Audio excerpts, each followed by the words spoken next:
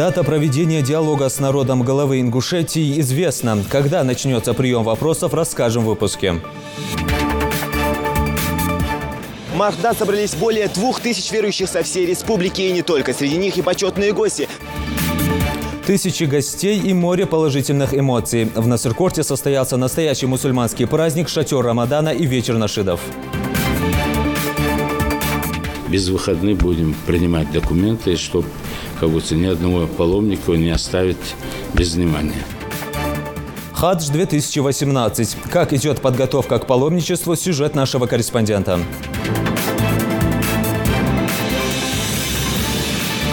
Построен новый ФАТ, завершены работы по благоустройству дворовых территорий в новом микрорайоне.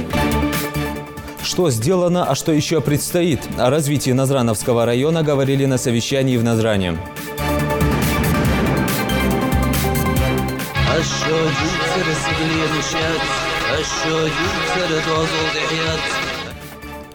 «300 лет на охране общественного порядка. Сегодня МВД России отмечает юбилей.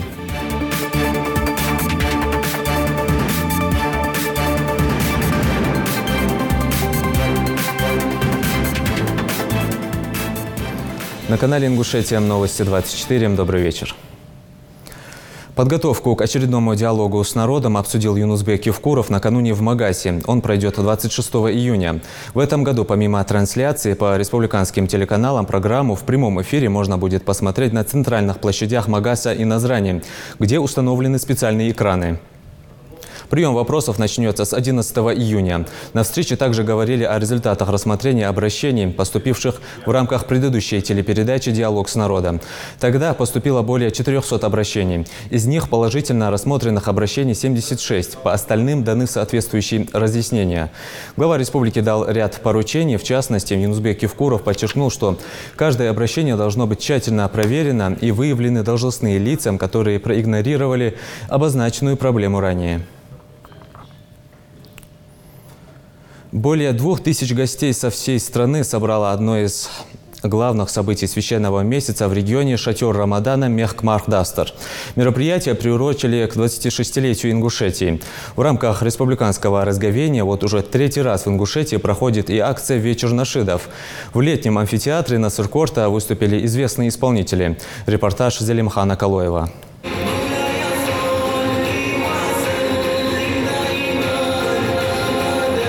Пожалуй, самое долгожданное событие для всех мусульман. Вечер нашидов в Ингушетии вот уже который год подряд собирает полные залы летнего амфитеатра. Выступают на сцене известные исполнители нашидов: Заур Салихов, Хадис Сабиев, Исай Самбаев, группа Ан-Нур, Аса, Нашидуль Ислам и многие другие. А открыл вечер один из самых юных хафизов страны Абдуллах Чехкиев, который прочитал суры из священного Корана.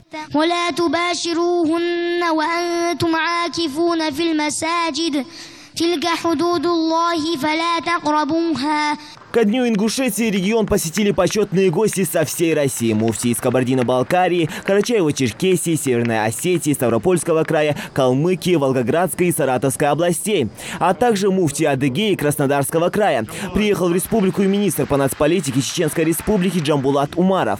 В рамках шатра Рамадана гостей наградили юбилейными медалями и вручили им ценные подарки. Юнусбек Евкуров поприветствовал гостей и поблагодарил за поддержку в столь значимый день для ингушского народа. Глава региона поздравил с 26-летием образования республики и пожелал всем, чтобы Рамадан укрепил духовное единство и наполнил сердца теплом, радостью и добротой.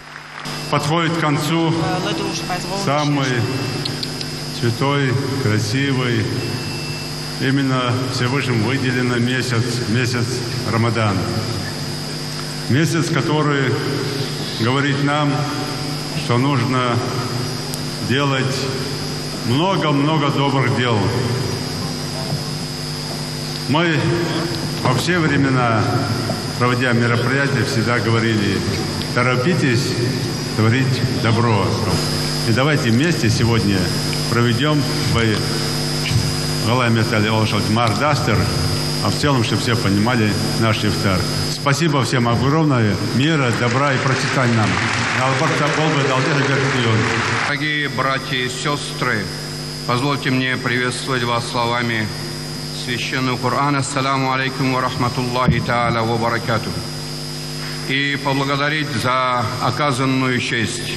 И поздравить вас с рождением вашей республики. Сегодня у вас юбилей. У нас продолжается месяц Рамадан, месяц ниспослания последнего откровения Всевышнего Аллаха Субханаху ва Тааля.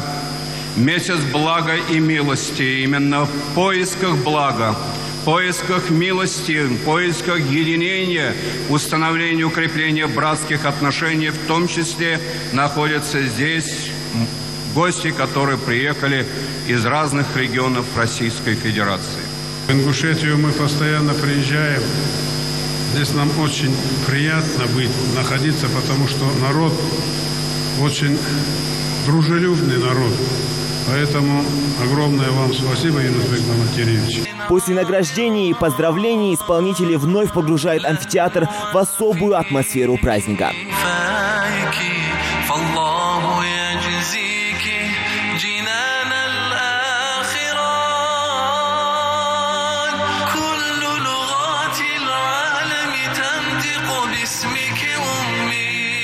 Выступающих артистов на вечере с каждым разом бывает все больше. Многие полюбившиеся исполнители из года в год все охотнее приезжают в Ингушетию и радуют своими выступлениями.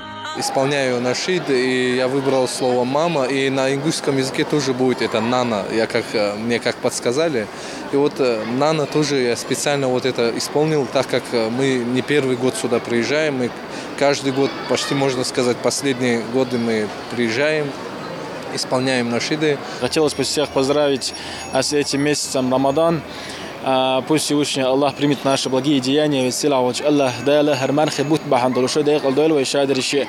Весила вач Аллах дайла вайндук вишел пайгамбар тани алейхи салату вассалам. Нохчи кам галга кам цханту галг фирда усас манча. Важно отметить, что у нас каждым годом гостей все больше. То есть приехали муфти из других регионов России. Это Волгоград, Саратов, Самара, Адыгея. То есть людям нравится наше мероприятие, наша республика, уважают нашего главу республику. Поэтому мы очень рады видеть этих гостей. Священный месяц Рамадан, безусловно, является лучшим временем для укрепления дружеских отношений. Зал амфитеатра полон гостями. Для каждого из них особенный вечер.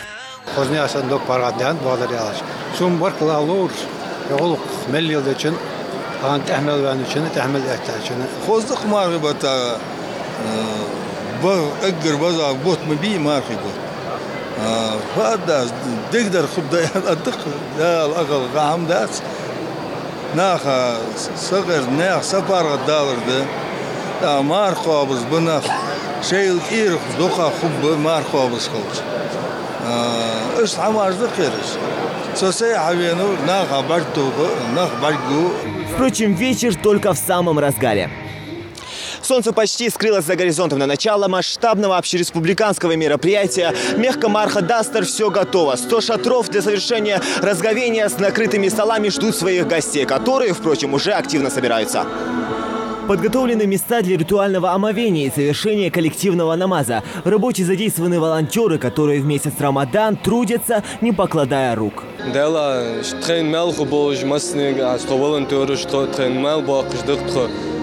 Набусовсак марда старт, бусовсак марда остож. Кайгер мелн бийцы баханцешь. Леождер кларden кайгш. Начало акции «Шатер Рамадана» ознаменовалось и насыщенными подарками. Десятки мальчишек получили велосипеды. Возможно, именно этот день республики ребята запомнят надолго. Также, по поручению главы Ингушетии Юнусбека Евкурова, на мероприятие пригласили малообеспеченные семьи региона, для которых подготовили помимо основных подарков и продуктовые корзины. В этом году приятно совпало и то, что День республики выпал на начало последних 10 дней Рамадана, когда все мусульмане мира, совершая намазы и делая дуа, ждут одну из последних ночей этого священного месяца – ночь предопределения. Ночь предопределения, ночь, когда спускается, ангел начинает просить прощения для тех, кто просит в эту ночь, кто делает дуа, кто читает Коран. За ночь, когда твои грехи прощаются, и нужно успеть в эту ночь попасть. Поэтому нужно эти последние 10 ночей соблюдать пост, и не только соблюдать пост, но и читать Коран и делать ночные молитвы.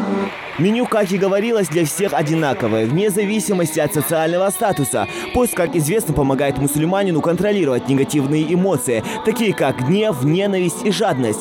Для многих гостей стало уже доброй традицией посещать такие мероприятия, которые собирают всех знакомых людей. Кто-то приходит с друзьями, некоторые с семьей.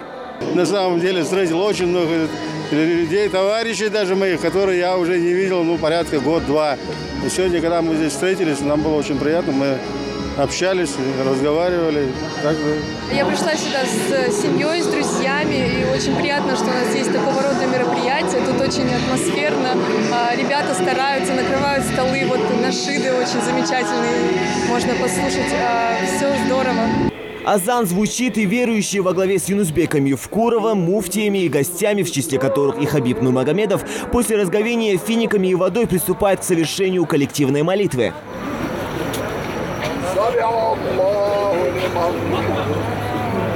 В Махда собрались более 2000 верующих со всей республики, и не только. Среди них и почетные гости. Пришли практически все, и дети, и взрослые, а также более взрослое поколение. В стороне, судя по этой картине, никто не остался. Среди почетных гостей заслуженный художник России Ника Сафронов, который уже начал готовиться к своей предстоящей выставке в Магасе. Известный художник также держал пост в знак солидарности с ингушским народом. Мне приятно, что я сегодня держал марх, то есть пост, и это какое-то такое, знаете, единение с народом, когда ты чувствуешь, что это твой народ. И не важно, кто что думает, у каждого свои мысли, один физик, другой художник, третий борец. Но объединяет общая культура, ценности человеческие, любовь, профессионализм, порядочность, честность. И я все готовился, вот возник такой момент, когда стоит башня, и есть ресурсы творческие, есть картины. Я думаю, что мы набрали за это время имя, и это имя я готов подарить этому народу, замечательному народу. Я чувствую себя немного ингушом, потому что это национальная еда, это вечерний ужин после немного тюбетейка, да, скажем, да. Наверное, когда-нибудь я достигну уровня папахи. В восторге от мероприятия был и министр по нацполитике Чеченской Республики Джамбулат Умаров. Он отметил, что встречи, направленные на объединение общества и укрепление мусульманской уммы, очень важны. Сегодня для меня, с точки зрения эмоций, это неповторимый праздник. Потому что сегодня я вижу своих братьев, я вместе с ними поклоняюсь Всевышнему Аллаху, я вместе с ними плечом к плечу преломил в очередной раз кусок лепешки. Поэтому я уношу в Чеченскую Республику самые восторженные эмоции. Я сегодня горжусь Ингушетией, я сегодня горжусь своими братьями. И на прощание говорю еще раз: Аллаху Акбар, дала харнек далилба, войнех не далилба, иман собор тофик лолвей, дала бетки елвей, дала цадуэлвей. За одним столом вместе с главой республики Юнусбеком Евкуровым почетные гости и религиозные деятели. Многие из них в Ингушетии не в первый раз. За этот короткий промежуток времени каждый успел заметить преобразование в регионе. Я вижу, во-первых, много что хорошее строится. Вот сегодня я попал на Большую башню. Я был в восторге. Издалека не такая большая, но когда мы на электроавтомобиле 100 метров поднимали в башню, я вспоминал пирамиды. Я могу приравнять, это очень грандиозные башни на самом деле. Я до сих пор не могу отойти от этих ощущений, на самом деле. Это, по крайней мере, в России такое нету. И это, я думаю, заслуживает быть тоже объектом туризма, потому что здесь есть что посмотреть, и горы, и леса, и тем более такую башню, я думаю, гостеприимательность очень большая. То, что мы сегодня видим, то, что мы участвуем, ту атмосферу, в которой мы окунулись, слов нет. Это братство, это взаимоуважение, это понимание того, что это Рамадан, месяц милосердия и милости. Понимание того, что мы должны жить вместе, дружить, понимать друг друга и творить ради Аллаха вместе. Никогда по одному не получится, ни по два не получится. Ни тем более, если не будем уважать, ничего доброго у нас никогда не выйдет. Аллах, изменения очень большие. Когда приезжаешь, видишь, думаешь, этого не было. Как они построили за такое короткое время? Вот это преображение, это действительно происходит. Дай Аллах вам сил и здоровья все это продолжать. Это все происходит потому, что и глава республики у вас молодой, энергичный, И вот это все, что творится, это все идет от этого. Я с огромным уважением отношусь к народу Ингушетии и всегда радуюсь тому, что я бываю здесь. Вот какая-то родственная связь есть у карачаевцев с ингушами. Вот поэтому хочется постоянно сюда приезжать. И я точно так же прошу вас, чтобы вы приезжали. В Ингушетии уже третий раз на таком большом мероприятии. И отрадно заметить, с каждым разом мероприятие становится более лучше и лучше. И мы очень много, большой опыт перенимаем именно в Ингушетии. Альхамдулилля, мы чувствуем себя, что мы как бы находимся в мусульманской стране.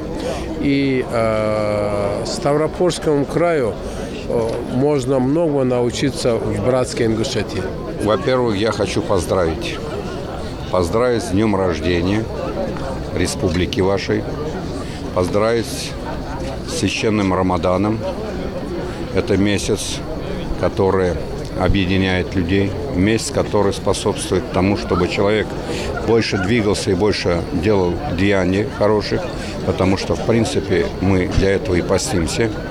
Вот. И то, что мы сегодня стали свидетелем вечера нашидов, после этого ифтар, это очень радует, приятно, даже нам не хочется расставаться. То есть мы, по большому счету, изголодались, потому что, на самом деле, нуждаемся в живом таком общении. حبكش مفتيش توه مسو مفتيش صوتش بدا كشكش تي فچا صرا نو صوتش زنتوه وس يا هم دقاش تامش اش دق ادم حديندر مسني نديل اخيت بس خوزي هم دقاش عبوش بوشنا خيتات واخ شو هذيك قول خنت اوش سنه قول خندات صق ياخش شو نخ يازب يا قاچن شو اسا خد دا اسا دولسن شو اخو ديك عشا بلا بو بق شو نخ يازبوش وعشق يتردا شيدو دولت يرى دوقم دير دوقم هندن يعني اجا هانشول توشو قبخشو حلق دنين شو هانش نخ عشق قشقه من نخته بيحكا نسويقي دن كل جلدش بولش بو مفتي بولش بو نخ يقي بولش باقي عام يقي بولش تاخن اولياء نخ يقي بولش اخيشا تاخن لا اله الا الله ولش لازم هوتسن ديل الشن صلوت يحكش تا نشيدش يش هانش سخدي алиш сагу бакте до зам дал хаваттявин дал низам хаваттягалиш ве хамби бес. Впрочем, все гости остались довольными. В этом году, пожалуй, как и в прошлом, День Республики выпал на священный месяц поста. Потому все праздничные и концертные мероприятия перенесены на 30 июня. В этот день также пройдут ингушские игры, конные скачки и не только. Поэтому смело можно сказать, что празднование Дня Республики закончится не скоро. Зелимхан Калоев, Микаил Тангиев, Хаваш Гойгов и Магомед Дидигов. Новости 24. В Ингушетии сейчас нет легитимного духовного управления мусульман. Оно существует только на бумаге. Такое мнение выразил в ходе встречи с главой Ингушетии муфтий, председатель Духовного управления мусульман Волгоградской области Бата Абдулла Хаджи Кифах, ставший почетным гостем прошедшего в республике шатра Рамадана. Встреча состоялась с участием заместителей муфтия Волгоградской области шейхом Валид Хусейном Аль-Шариф, Хусейном Арабхановым, Абдуллой Хаджи Бидери и Ахмедом Эльжаркеевым. Глава республики выразил благодарность делегации Дум Волгоградской области за визит в Ингушетию и участие в шатре Рамадана. Юнусбек Евкуров уточнил, что акция была благотворительной, организованной на личные пожертвования меценатов и с участием волонтеров. Вам особо спасибо, что вы приехали, почтили наше мероприятие. И, конечно, вам большой салам маршал. И в Нальчике, и в Волгограде. У нас хорошая там наша община. Ну, в Нальчике мы не считаем, что у нас там есть община. Наши там живут и как свои. Ну, и в Волгограде тоже. Но Волгоград подальше, поэтому там такая община крупная. И наши представители у вас там работают, находятся вместе с вами. И Миржоев, Герахан, наши представители. Да, там очень хороший парень. Бата Абдулла Хаджи Кифах отметил, что войнахская диаспора в Волгоградской области представлена очень хорошо. Ингуши и чеченцы активно участвуют в общественных мероприятиях, живут дружно, помогают друг другу. Гость озвучил ряд проектов, которые можно будет реализовать совместно с богословами обоих регионов. Речь шла о мусульманских форумах, обмене опытом имамов и проведении обучающих семинаров. В Ингушетии нету такой легитимной какое действительно духовное правление, ну, практически только на бумаге, потому что мы видим, они сами себя изолировали от исламского ума, который в России, потому что все осуждают, особенно вот последнее высказывание, которое было. Это как считается, это как бы фетва. Фетва, ну, это, ну, вот таких, из-за таких фетв, вложенных фетвы и ученых, вот на мою историческую родину в Сирии, и кровопролитие происходит, ну, разруха и так далее. И вот таких вещах это недопустимо, даже если человек ошибается. Ислам, если человек, он где-то ошибается, если правитель ошибается, мы должны его советовать. Умар ибн Хаттаб, второй халиф, сподвижник пророка, когда халифом стал, он, когда стал правителем, он говорит, если я ошибаюсь, исправьте меня, пожалуйста. Даже одна бабушка, я буду исправлять, даже палку буду. Я говорю, я согласен. И, значит, правителю нужно не критиковать, а поддерживать. Советом надо. А если, я вот до этого как бы общался, когда в мечети на Джума были, ну, как бы есть правители, которые недоступны, им тяжело, как бы, доступ к ним очень тяжелый. Ну, настолько я видел, ну, не такой тяжелый доступ к вам. И как бы общение идет, и окружение, которое есть, я хотел как бы хорошее, как бы это слышал, и мне это очень приятно. Всегда справедливый правитель, где он не был в мире, вызывает у мусульман как бы восхищение и как бы вот такой доброты души. И хотел бы как бы еще раз, чтобы Всевышний вам дал поддержку, и чтобы вы были таким, иншаллах, правителем. Это испытание и для вас, и для народа. Действительно, мы переживаем, что от нас зависит тоже какие-то лепту, которые можем действительно внести мир в эти республики, иншаллах. Это тоже мы готовы. Я думаю, скоро что-то сформируется на религиозном плане, для того, чтобы в дальнейшем мы можем работать, общаться с имамами, делать какие-то там обмен. К нам приезжали в регион, где-то там проповеди делали, какие-то там практику проходили. Более 20 законопроектов и инициатив рассмотрели сегодня на внеочередном заседании Совета регионального парламента. На повестке дня выбор даты голосования по избранию главы Республики Ингушетия депутатами Народного собрания. Также один из главных вопросов принятия во втором чтении изменений в закон о республиканском бюджете на 2018 год и на плановый период 2019 и 2020 годы. Если поправки будут приняты, то в бюджете будут увеличены расходы на строительство детских садов и других социально значимых объектов, которые планируется открыть в текущем году. Но основные изменения в этом бюджете предполагается, что поступили дополнительные средства из федерального бюджета в размере 69 миллионов. Это на развитие сфер здравоохранения, в том числе лекарственное обеспечение, в том числе поддержка материальной технической базы детских поликлиник и ряд других мероприятий. В бюджете предусмотрено дополнительное поступление налогов, а не рост налогов на население. То есть это я хотел сакцентировать на этом внимание. То есть налоговые органы проведут работу, при котором они будут собирать больше налогов, ихняя работа, и в том плане, что никаких увеличений дополнительного налога на население не предусматривается. Подготовка к хаджу 2018 в самом разгаре. Комитет по хаджу Ингушетии проводит большой объем работы по организации поездки в святые места Мекки и Медины. По многочисленным просьбам жителей республики срок приема заявок от паломников продлен до конца июня. О том, какие документы необходимо собрать, о сумме к оплате и других тонкостях расскажет Зарема Ивлоева. Многие жители Ингушетии уже готовы стать хаджи духовно и материально, зачастую просто не знают, куда обращаться за помощью. От приема документов до перелета и размещения. Всеми организационными вопросами занимается комитет по хаджу, который расположен в Назране по проспекту Базоркина.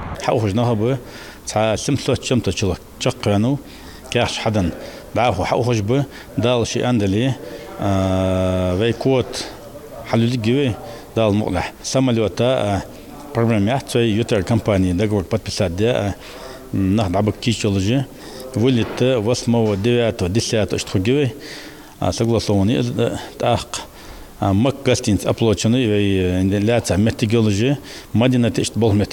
Саудовская сторона в этом году ограничила срок подачи документов, поэтому комитет по хаджу объявлял дату закрытия приема бумаг 10 июня. Многие жители собрали документы, оплатили поездку, но не успели забрать загранпаспорта.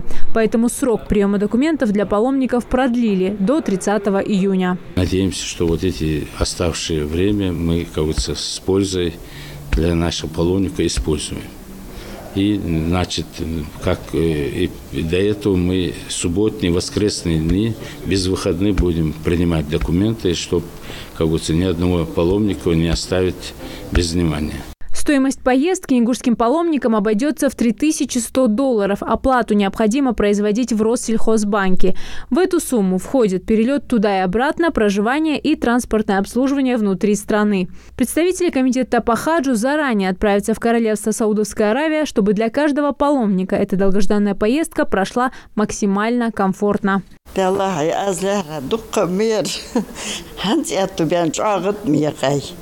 Союз бежье еще до траханздахман эгер халк долгож до трах.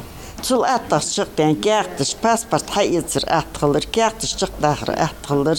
Дериге дальше пурумдан масто хамкоз атчык берс. В этом году саудовская сторона ввела некие изменения. Чтобы пересечь границы Арабских Эмиратов, специально были введены электронные визы для паломников. Кроме того, в целях безопасности паломников не позднее, чем за 10 дней до отправки, в комитет по хаджу необходимо предоставить свидетельство о вакцинациях против менингита и дифтерии. Зарима Ивлоева, Адам Далаков, Новости 24. Защита прав людей с нарушениями психического здоровья стала главной темой обсуждения на заседании Совета по развитию гражданского общества и правам человека при главе Ингушетии. Встреча прошла под председательством Юнусбека Евкурова. Подробности в следующем материале.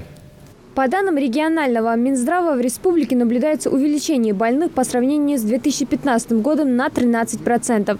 На 1 января 2018 на диспансерном учете состоит уже около 5,5 тысяч инвалидов по признакам психических заболеваний. Джамбулат Аздоев в своем докладе обозначил основные проблемы, возникающие при лечении этой категории больных. Основные проблемы, которые имеют место быть, это прежде всего отсутствие в республике лечебного учреждения, либо больницы для психически больных, либо стационарного типа, либо стационара при психоневрологическом диспансере. Вторая проблема, на мой взгляд, это отсутствие психиатрического отделения в республиканском туберкулезном диспансере, либо в районных больницах. То есть, когда человек болен туберкулезом, это заразно, но он при этом психически еще болен, это становится очень серьезной проблемой. Третья проблема – это слабое финансирование психологической помощи из бюджета. И четвертая проблема – это проблема высокой степени латентности постановки на учет психически больных граждан. Имеется в виду, когда граждане скрывают от окружающих, что у них в семье находится психически больной человек. При этом страдает прежде всего этот психически больной человек. Джамбулат Аздоев также доложил, что посетил Псидахский психоневрологический дом-интернат и Троицкий детский дом-интернат для умственно отсталых детей, где наблюдается нехватка жилых помещений для больных, проблемы с водоснабжением, системой пожарной безопасности и другие нарушения. Проблема финансирования этих учреждений. Вот я смотрел и на складах смотрел питание. Это, значит, в основном обеспечение идет за счет пенсий по инвалидности. Глава Ингушетии поручил Совету по правам человека совместно с контрольным управлением администрации проверить интернаты, в том числе и использование средств, поступающих на обслуживание больных детей. Разбирался, что там лет 5-6 назад содержание, именно питание и обслуживание содержания этих детей, инвалидов, производится за счет их пенсий, которые идут не родителям этих детей, а они идут напрямую в этот диспансер. Мы сейчас контрольное управление, кажется, проверяло, да, у нас? Мы проверяем сейчас и тот, и другой диспансер. Надо проверить, как они эти деньги используют. Здесь я просил бы вас, нашей комиссии, зайти туда вместе с контрольным управлением. Просто посчитать, проверить. Юнусбек Евкуров отметил, что Псидахский психоневрологический дом-интернат вошел в программу президентского гранта. В ближайшее время планируется строительство нового корпуса диспансера. Глава Ингушетии пояснил о целесообразности расположения этих двух лечебных учреждений рядом. Мы вошли в программу президентского гранта, и Псидахский психоневрологический диспансер у нас вошел в проект строительства нового корпуса, мы его оттуда выводим. Но я тогда ставил задачу, в протокол надо это внести, изучить, вообще объединить и Псидахский, и Троицкий, и в одном месте это все сконцентрировать. Не было на двух бюджетных учреждений, они там не нужны совершенно. Глава также отметил, что Республиканский совет по правам человека создан относительно недавно, но уже приносит свои плоды. Есть понимание и поддержка окружного и федерального руководства страны в плане тех проблем, которые стоят перед субъектом. Он поблагодарил всех за прилагаемые усилия к решению насущных проблем и стремление каждого из присутствующих к единению и соблюдению прав и свобод человека и гражданина. Хадида Бриева, Муслим Ганиев, Юсуп Ханиев, Новости 24. Печальная новость. Сегодня не стало нашего коллеги, известного журналиста, заслуженного работника культуры Ингушетии Магомеда Барахоева. Он ушел на 60-м году жизни после продолжительной болезни. В мае 2003-го Магомед Барахоев возглавил ГТРК Ингушетия, где проработал до 2008 года. До этого Барахоев долгие годы трудился в газете «Сердало», где прошел путь от корреспондента до главного редактора. Дважды возглавлял редакцию газеты, награжден орденом за заслуги. С 1991 года, являясь членом Народного совета по восстановлению ингушской государственности, принимал участие в работе по принятию Верховным Советом России закона об образовании Ингушской республики в составе Российской Федерации. Магомед Салангиреевич в работе всегда отличался своей принципиальностью, верностью журналистскому долгу.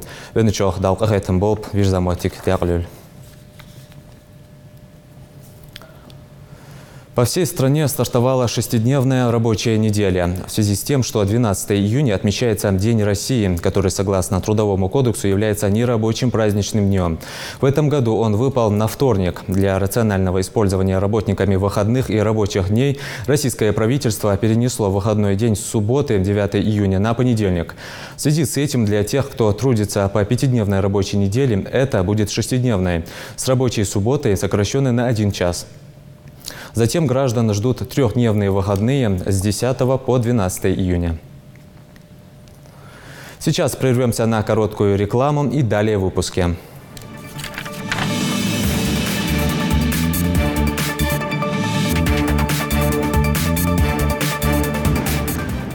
Что сделано, а что еще предстоит? О развитии Назрановского района говорили на совещании в Назране.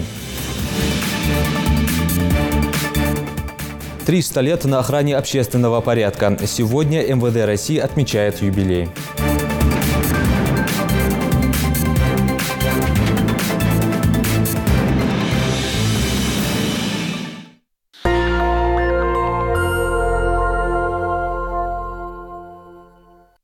Этот автомобиль может стать твоим. Соверши покупку от 5000 рублей в Поиск.com и получи свой шанс выиграть автомобиль и другие ценные призы. Акция действует по 21 июня 2018 года. Подробности в магазинах Поиск.com. Назрань, улица Евлоева, 41.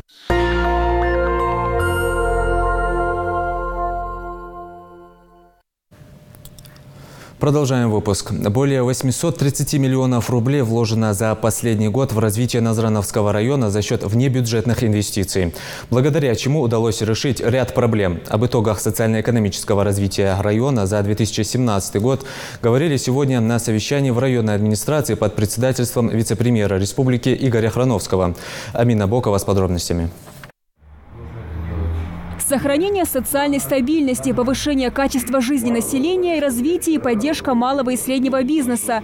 Такие задачи в 2017 году поставила перед собой администрация Назрановского района. Но вот насколько они с этим справились, могут говорить только цифры. В прошлом году в рамках федеральных и республиканских программ в селении Кантышево был построен Дом культуры, а также начато строительство школы и детского сада. В сельском поселении Сурхаки и Яндари на стадии завершения строительства домов культуры. Но и это не все. В сельском поселении Кажево для переселения из ветхого аварийного жилья построен дом, 8-квартирный. Также в сельском поселении Яндри построен новый ФАП, завершены работы по благоустройству дворовых территорий в новом микрорайоне. Благоустроен родник и другие работы. Начато строительство в том же сельском поселении школы на 540 мест, ведется строительство дома, тоже по программе ветхого аварийного жилья. Для решения проблем с водоснабжением в селениях Яндари, Алиюрт, Экажево и Далаково в рамках инвестиционной программы по «Ороснефть» в 2017 году было пробурено и обустроено 5 артезианских скважин. Также установлено 8 водонакопительных резервуаров в 5 сельских поселениях Назрановского района. Еще в 7 населенных пунктах проложен водопровод протяженностью более 12 тысяч метров. Также в Назрановском районе реализуется несколько инвестиционных проектов. В сельском поселении Кантышево строится большой торговый центр, там сумма инвестиций порядка 20 миллионов. В том же сельском поселении еще один торговый центр, это другой инвестор Албаков, это 30 миллионов. Кстати, мы подписали эти инвестиционные соглашения на форуме «Деловая Ингушетия», у нас был в 2017 году. В сельском поселении Кажево инвестор Мартазанов строит инвестиции, у него порядка 40 миллионов, это тепличное хозяйство. За последний год в развитии района за счет небюджетных инвестиций вложено более 830 миллионов рублей. На эти средства были реализованы десятки проектов. Вице-премьер республики Игорь Храновский отметил качественную работу, проведенную местной администрацией по улучшению инвестиционной привлекательности Назрановского района. Но также напомнил присутствующим о необходимости усилить работу по развитию малого и среднего бизнеса. Обеспечить более эффективное взаимодействие с институтами развития необходимо. С учетом того, что мы вчера как раз собирались, я говорил, ведение бизнеса – это не только его сопровождение, но и для начала его надо обучить. Рекомендовал формализовать, во-первых, отношения юридические со всеми институтами развития, если таковые еще не формализованы. И привлечь активно к работе с бизнесом их возможности, особенно обращая внимание на методологию.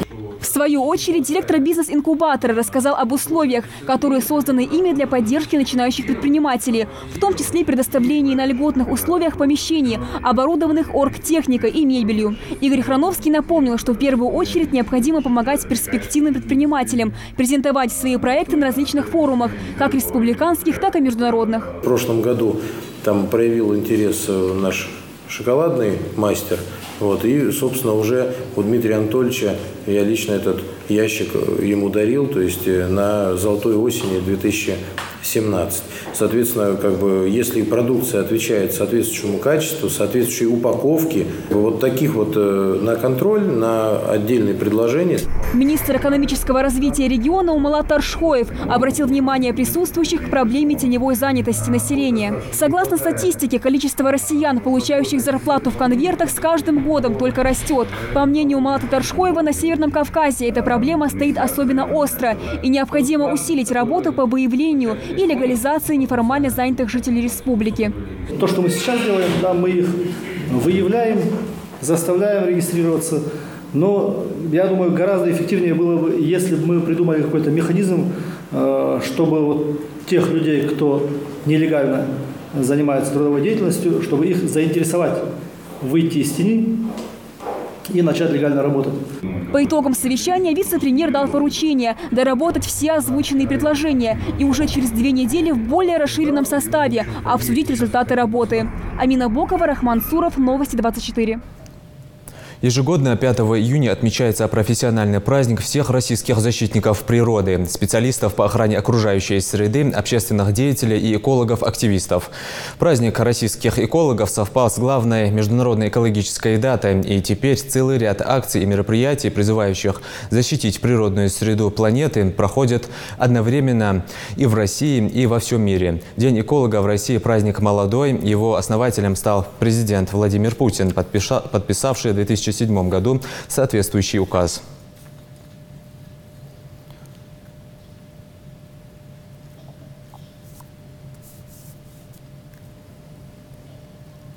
В череде крупных событий и памятных дат российской истории наступил значимый юбилей. Сегодня исполняется ровно 300 лет со дня образования российской полиции. В системе государственных органов правопорядка особое место в регионе занимает МВД Ингушетии, сотрудники которого с гордостью и честью носят звания офицеров и не жалеют жизней ради спокойствия и безопасности жителей республики. Репортаж Ирины Тичоевой.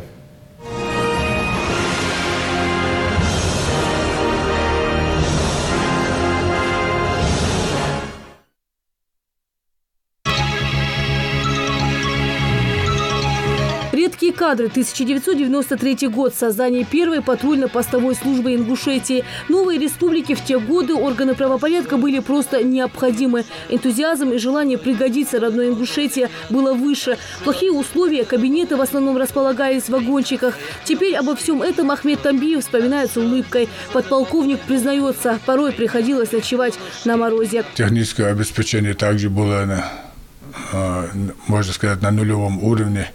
Слабое было, но тем не менее никто не жаловался на это, ни на условия, ни на тяготы службы.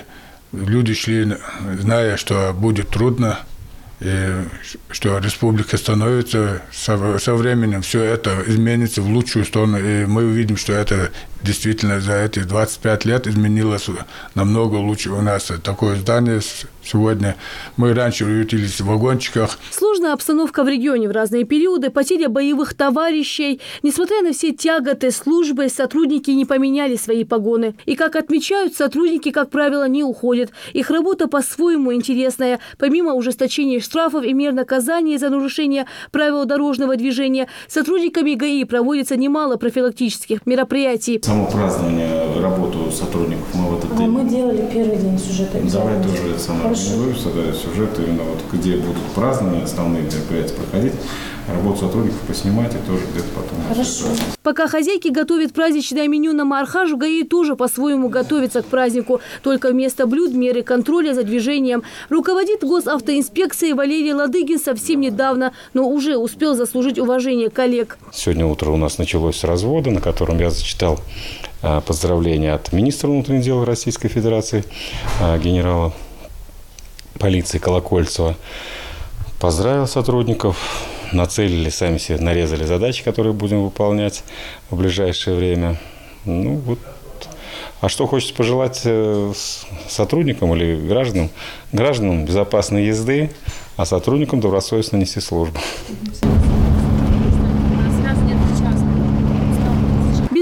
Естественно, не обходится. Инспекторы по пропаганде дорожного движения едут на очередной рейд в Гамурзиево. Их уже ждет там мобильная группа. Зара Ужахова на этой работе трудится уже 8 лет. Работа с нашим населением немножко иногда бывает и трудной, потому что не каждый идет на контакт.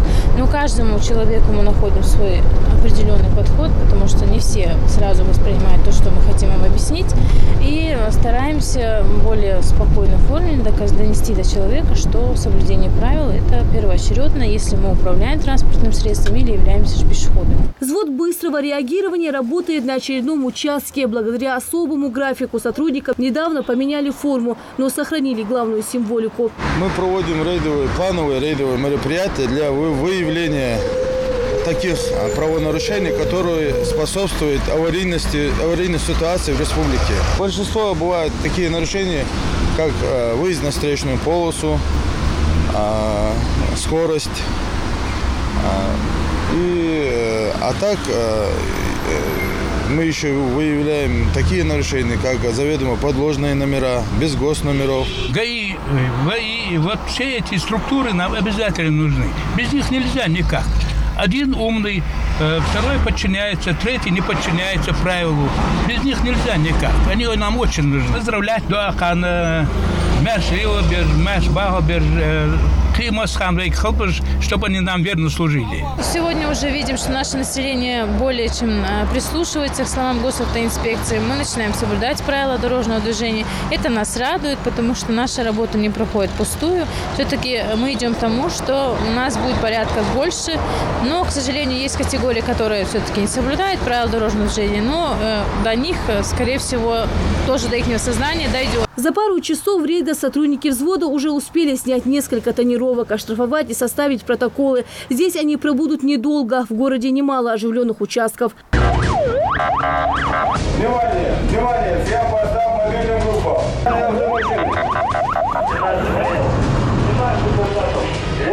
13 Чоева, Майрбек Миржоев. Новости 24.